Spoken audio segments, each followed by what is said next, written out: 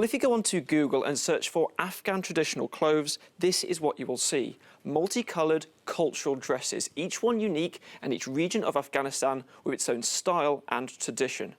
Now contrast these images to what we've seen recently in Kabul. Women wearing fully veiled black abayas covering their hands and their faces, apparently at a rally in support of the Taliban order. Well, now women around the world have been using social media to rally back and, in their words, show the true face of Afghanistan. Many people publishing images of themselves on social media wearing those multicoloured dresses alongside hashtags such as hashtag do not touch my clothes and hashtag Afghanistan culture. Pamina Assad, who's the first person in the United Kingdom of Afghan origin to be elected to public office, said on Twitter that this is Afghan culture, not the clothes that the Taliban have women wearing. And many people seem to be following the inspiration of Dr. Bahar Jalali, who's a visiting associate professor at the Loyola University in Maryland and is also a former professor at the American University in Afghanistan.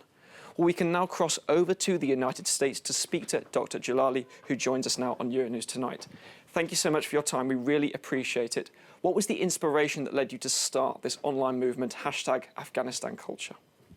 Well, I'm a historian of Afghanistan, and I founded the first gender studies program in Afghanistan. And I have witnessed that for decades, our culture has been endangered due to decades of war.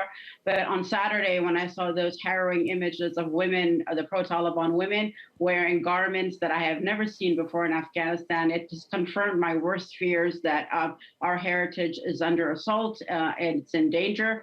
And I felt like I had to do something. So I uploaded a picture of myself in traditional Afghan clothes, and I encouraged Afghan women throughout the world to do the same. The Taliban have said that modern clothing does not represent Afghan women or Sharia law, but there are concerns now that these images we're seeing are only replicating what happened in Afghanistan 20 years ago. Yes, exactly. But the Taliban are doing is not just trying to implement Sharia. Of course, you know, it's a wide debate. The Taliban don't really conform to a lot of Islamic tenets. But my main concern is that we need to preserve our heritage, our culture, and our identity. And it's highly debatable to what extent that, these clothing are really, part of, of Afghanistan as a moderate Muslim country. So, it seems like Taliban 2.0 is trying to implement an even harsher, a standard for women than when they were in power in 1990s. We've seen an overwhelming response to the online movement, and with reports today that the Taliban have closed down the Afghan Women's Ministry, replacing it with a Ministry of Vice and Virtue. How important is it to keep the plight of women in Afghanistan in the global news perspective? Well, it's extremely, extremely important. The women of Afghanistan are facing an assault. Their fundamental human rights are under attack. And remember that for the past 20 years, they lived in a very different reality.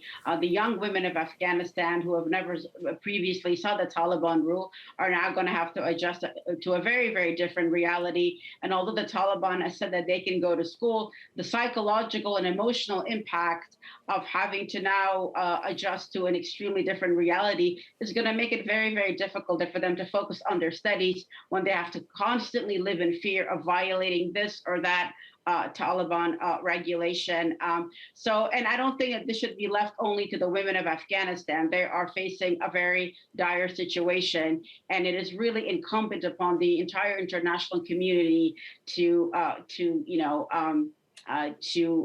provide assistance and to not make this to not abandon them. Dr. Bahar Jalali, thank you so much for your time. I'm afraid that's all we have, but thank you so much for joining us on Euronews tonight. There you're hearing, Paul, the concerns that Afghan tradition, Afghan heritage is being destroyed, not only with this idea of university segregation, but also with the clothing that women are now being made to wear.